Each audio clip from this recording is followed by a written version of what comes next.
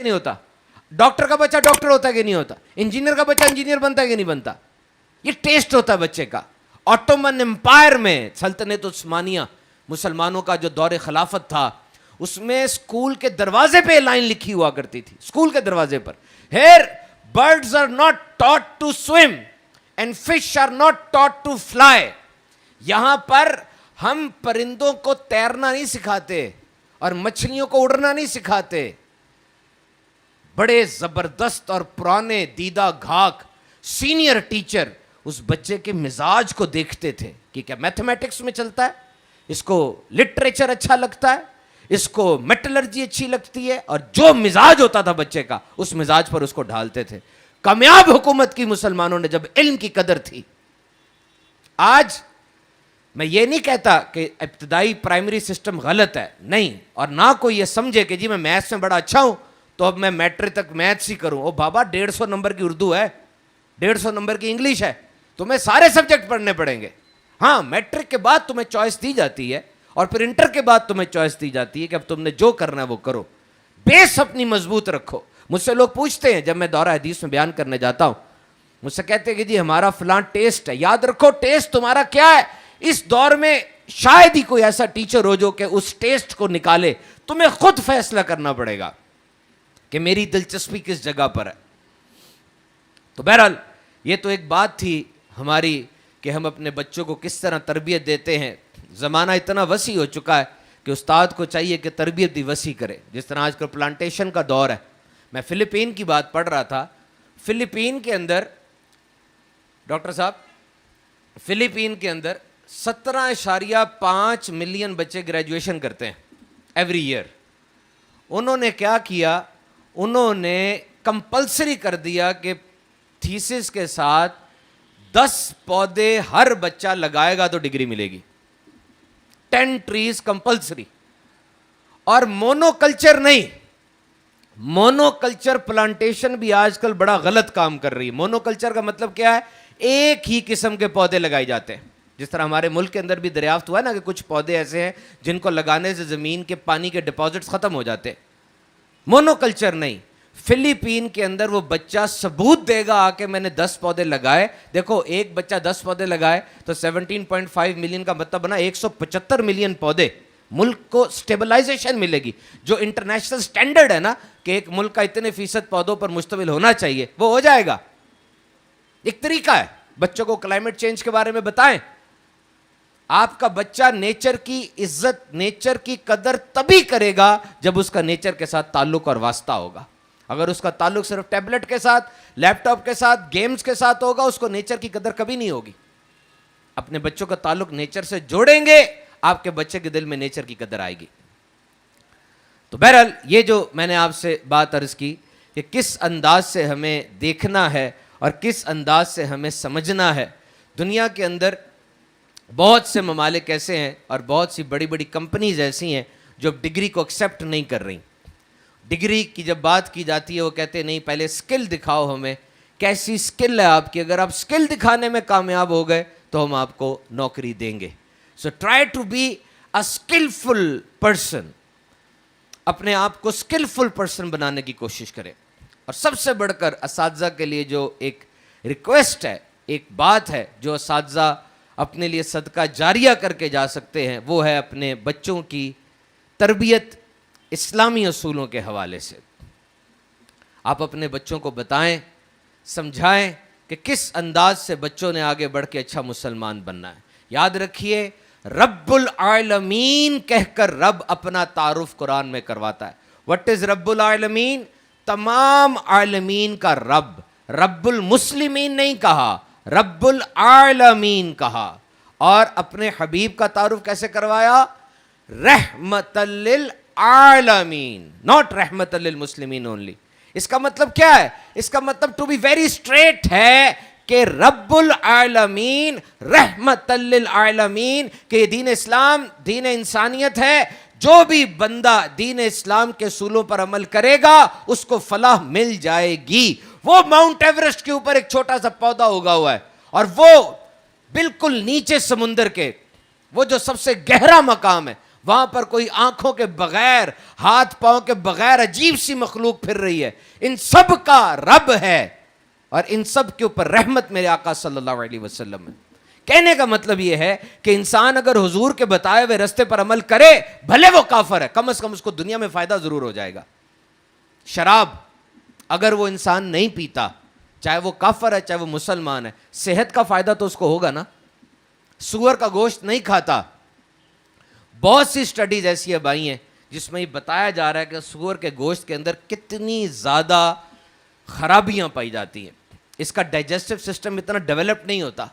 یہ بکرا، گائے وغیرہ جن جانوروں کو رب تعالیٰ نے حلال فرمایا، ان کا ڈائجسٹو سسٹم، ان کا نظام انہضام بڑا ڈیولپڈ ہوتا ہے۔ یہ جو کھانا کھاتے ہیں وہ پورا ایک نظام سے گزر کر پھر جسم سے اس کا اخراج ہوتا ہے، جس طرح انسان کا ڈیولپڈ ہے۔ انسان جو کھانا کھاتا ہے بڑا تیز تیزاب ہے ہمارے پیٹ میں، وہ کھانا اس میں گرتا ہے، اس تیزاب کی برکت سے اس میں سارے جراثیم ختم ہو جاتے ہیں، پھر وہ آگے ٹریول کرتا ہے اور جسم سے باہر آتا ہے۔ سور میں، خنزیر میں، پگ میں، پورک میں وہ نظام مضبوط نہیں ہوتا، کھانے کے جراثیم اس کے جسم کے اندر گھس جاتے ہیں، اس کا جسم زیادہ تر فیٹس پر اور چربی پر مشتمل ہوتا ہے، اور کتنی بیماریاں اس جانور کی وجہ سے پھیلتی چلی جا رہی ہیں۔ تو وہ جو نہیں کھائے گا، اب وہ چاہے مسلمان ہو چاہے کافر ہو، کم از کم کافر کو دنیا میں اس کا فائدہ ہوگا، اور مسلمان تو اپنے رب کے حکم پر عمل کر رہا ہوگا نا۔ تو اس لیے آپ اپنے بچوں کو سب سے پہلے حرام حلال کا بتائیے۔ یہ کانسیپٹ اٹھتا چلا جا رہا ہے، آج صحیح کام چل رہا ہوتا ہے بالکل، اچانک کوئی بینکر آتا ہے، آ کر وہ سود کی بات کرتا ہے، اور سارا کا سارا کاروبار 2 منٹ میں سود کے اوپر آ جاتا ہے۔ سود جیسے لفظ کے اوپر ملمہ کاری کر دیتے ہیں، کہتے سود نہیں ہے، یہ تو پروفٹ ہے، یہ تو مارک اپ ہے، یہ تو ملتا ہی ہے، جی آپ نے پیسے رکھے آپ کو تحفہ انعام مل رہا ہے۔ نہیں، فرمایا سود اللہ سے اعلان جنگ ہے، اور یاد رکھو اللہ سے جنگ کوئی نہیں جیت سکتا۔ ان کو بتائیے حلال حرام کا فرق بتائیے۔ آج کل باہر کی دنیا میں جانے کا ٹرینڈ بہت زیادہ ہے، اسٹوڈنٹ جیسی تعلیم مکمل کرتا ہے، ویزا آیا، ساتھ ہی اسکالرشپ لگی، باہر چلے گئے۔ اب باہر یہاں پر تو 400 500 1000 2000 گھروں کے بعد کسی غیر مسلم کا گھر آئے گا نا۔ پاکستان میں 94% سے زیادہ لوگ مسلمان ہیں اور تھوڑے لوگ غیر مسلم ہیں۔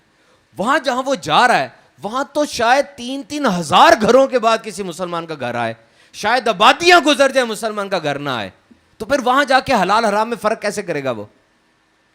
کھانے میں، پینے میں، رشتہ داری میں۔ تو اس لیے اپنے ان بچوں کو حلال حرام کا فرق بتائیں، teach them the difference between what is prohibited and what is allowed۔ اور جب اس کو اس عمر میں یہ فرق پتہ چل جائے گا تب وہ ساری زندگی اس کا خیال رکھے گا۔ جب ایک بچہ کلاس میں داخل ہوتا ہے نا، یاد رکھیے وہ اس کی زندگی کا اہم ترین دن ہوتا ہے۔ He wants a champion, he wants someone to follow۔ جب بچہ کلاس میں داخل ہوا اس کو چیمپئن چاہیے، اس کو ایک ایسا بندہ چاہیے جس کو وہ فالو کرے، وہ تو ہر چیز سے سیکھ رہا ہے۔ ایک استاد کے بارے میں سنا، وہ روز آ کے سیب کھایا کرتا تھا، روز سیب کھاتا تھا کلاس میں بیٹھ کے یا بچوں کے سامنے۔ وہ جو بچہ اسے پڑھ کے جاتا تھا نا وہ سیب کھانے والا بن جاتا تھا۔ سیب ویجیٹیبلز اور فروٹس میں ٹاپ درجے کا ایک گروسری بنتی ہے، بہترین ہے، اس کے اندر جتنا کچھ اللہ نے رکھا ہے اس کا کمپیریزن کوئی پھل اور سبزی نہیں ہے۔ آئرن اس کے اندر ہے، پوٹیشیم اس کے اندر ہے، بہت فائدہ مند ہے۔ وہ کہتا میں یہی چاہتا تھا کہ میں صرف پڑھاؤں نہ، اپنے بچوں کی صحت کا بھی خیال رکھوں۔ an apple a day keeps the doctor away کہا جاتا ہے۔ تو استاد ان چیزوں کا جب دھیان رکھتا ہے، سمجھانے کی کوشش کرتا ہے، بہت فائدہ ہوتا ہے۔ give your students wings and roots۔ اپنے بچوں کو پر اور جڑیں دیجئے، پر دیجئے تاکہ وہ ہر چیز کے بارے میں امیجنیشن کریں۔ بچے صرف سوال نہ کریں بلکہ جو جواب ان کو ملے اس جواب کو سننے کے بعد اس جواب پر پھر سوال کریں، پھر جواب ملے پھر سوال کریں۔ اسکول وہ جگہ نہیں ہونی چاہیے جہاں پر بچے پرانی چیزیں ہی صرف دہرائیں، نہیں، بلکہ بچوں کے اندر یہ جذبہ پیدا ہو کہ وہ کچھ نیا ایجاد کریں۔ Remember, these all were the qualities of Muslims in that golden period۔ جس کو آپ ڈارک ایج کہتے ہیں، وہ ڈارک ایج ہماری نہیں تھی، ہماری تو گولڈن ایج تھی. ہر دن مسلمان ایک نئی چیز کا افتتاح کرتے تھے. اگر آپ تلوار کی اور جہاد کی بات کرتے ہیں تو ابو عبیدہ فرماتے ہیں خالد بن ولید ہمارے سپہ سالار تھے، 2 جمعے کوئی ایسے نہیں گزرتے تھے کہ ہم نے کوئی شہر نہ فتح کر لیا ہو. تلوار کی جہاد کی فتوحات کا یہ عالم تھا. اور آپ دیکھیے ایسٹرونومی کے اوپر سیریا کے اندر انہوں نے کلاک دکھائی، سن کلاک، سن ڈائل کہتے ہیں اس کو. سورج کی روشنی کے ساتھ سایہ بنتا ہے اور آپ کو 5 نمازوں کے اوقات وہ سورج والی گھڑی بتاتی ہے. نہیں کیونکہ اس زمانے میں چیزوں کی ایجاد کی آپشنز بہت زیادہ تھیں. دوائیاں ایجاد ہو رہی تھیں، مسلمان دوائیاں ایجاد کر رہے تھے جڑی بوٹیوں کے ساتھ، مختلف چیزوں کے ساتھ. یاد رکھو جس مکان کی نیند ڈلی ہوتی ہے نا، اس مکان کی دیواریں کھڑی کرنا آسان ہوتا ہے. سمجھے میری بات؟ جس کام کی بنیاد ڈلی ہوتی ہے اس کام کو مکمل کرنا آسان ہوتا ہے. Beginning is the hardest part. شروع کرنا سب سے مشکل کام ہوتا ہے، اس کے بعد چل پڑتا ہے. اور یہی فرانس کی اس خاتون نے کہا تھا کہ اس تہذیب کی قدر کرنا سیکھو جنہوں نے آج سپیس ٹریول کی بنیاد ڈالی تھی. تم آج چاند پر پہنچ گئے ہو. ابھی آل فیمیل واک چاند کی مکمل ہو گئی ہے. پہلی ایسی واک جس میں صرف خواتین تھیں، امریکہ نے اس مائل سٹون کو حاصل کر لیا. کل یہ ایسے واقعہ ہوا ہے. چاند کے اوپر آرام سے پروب اتارے جا رہے ہیں. وہ یہ اصرار کر رہے ہیں کہ اس کی بنیاد کس نے ڈالی تھی؟ یہ بتاؤ، اس کی بنیاد کس نے ڈالی؟ آج روز کوئی نہ کوئی اینڈرائڈ پہ، آئی او ایس کے اوپر، انٹرنیٹ پہ نیا سسٹم ایجاد ہو رہا ہے لاگرتم کی مدد سے. یہ لاگرتم ایجاد کس نے کیے تھے؟ تو یہ بنیاد پڑھ کے دیکھیے مسلمان سائنسدانوں نے ڈالی. کیوں؟ اس لیے کہ ان کے آقا نے فرمایا وَقُلْ رَبِّ زِدْنِي عِلْمًا، بے شک علم حاصل کرو، نفع بخش علم حاصل کرو. کبھی بھی مسلمانوں نے علم کی تحصیل سے روکا نہیں ہے، بڑھایا ہے، علم سے بڑھایا ہے. تو یہ نیت کریں کہ اپنے بچوں کو ایک اچھا مسلمان بنائیں. ڈاکٹر بن جائے گا، وہ انجینئر بن جائے گا، بڑا فائنانس آفیسر بن جائے گا، کیا وہ اچھا مسلمان بنے گا؟ یہ چیزیں تو عجیب سی نہیں ہو گئی. آج 1 سینکڑا بڑھتا ہے فیس میں، ساتھ ہی اس کا مزاج بدل جاتا ہے. ڈگری نہیں آتی ہے، آج ڈگری نہیں آتی ہے، کیا عاجزی لے کر آتی ہے کہ زیادہ فخر غرور لے کر آتی ہے؟ پہلے اس کی فیس 1000 روپے تھی، ڈگری نہیں آ گئی، اب اس کی فیس کتنی ہو جائے گی؟ 4000 ہو جائے گی. واٹ از دس؟ علم تو روشنی ہے، علم یہ کیوں کر رہا ہے؟ تو اگر آپ ایک اچھا مسلمان ان کو بنا دیں گے، اب وہ جہاں بھی جائے گا سب سے پہلے اچھا مسلمان بنے گا. وہ بڑی جگہ پہ CEO بنا ہوا ہے، لیکچر دے رہا ہے، بہت بڑا مجمع اس کو سننے کے لیے اکٹھا ہے، اور اس لیکچر کے دوران وہ کہتا ہے ٹھہر جائیے، ظہر کا وقت ہو گیا ہے، آئیے ہم سب ظہر پڑھ لیتے ہیں. اب مجھے بتائیے اس CEO کے اس جملے کا اثر کیا ہوگا سب کے اوپر؟ کیا اثر ہوگا؟ ایک بہت بڑا ڈاکٹر ہے، باہر اس کے 50 امیر ترین لوگ بیٹھے ہیں، مغرب کا وقت ہوا، ڈاکٹر باہر نکلتا ہے، لوگ پیچھے بھاگتے ہو، کہتے ہیں نہیں میں مغرب پڑھ کے آتا ہوں. کیا لیسن گیا ساروں کو؟ یہ فائدہ ہوتا ہے. اچھا مسلمان ہے نا، نماز تو فرق نہیں ہے اس کی کہ ڈاکٹر ذرا مختصر نماز پڑھ لے یا ذرا زیادہ پڑھ لے. نو، دس بیس از سیم. سو ہز تربیت will penetrate in the entire fabric of society.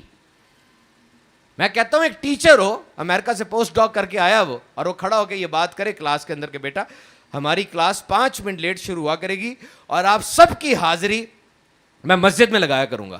اب بتاؤ ایسی تیسی بچے آئے نہ آئے؟ اور یہ کرنا اس کا بالکل ٹھیک ہے، کوئی جبر تھوڑی ہے.